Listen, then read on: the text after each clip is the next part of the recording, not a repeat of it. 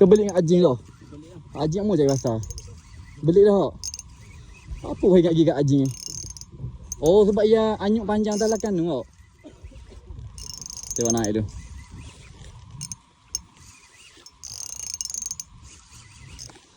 Lima lagi dah. Tapi dah awal tempur mula lagi. Main besar. Oh, mari. Lengah tu. Aduh.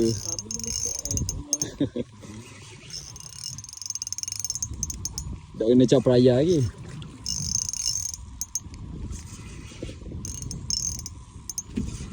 Jauh lagi tau. Mari dah kau dekat tau. Kau nak sekali lolong anjing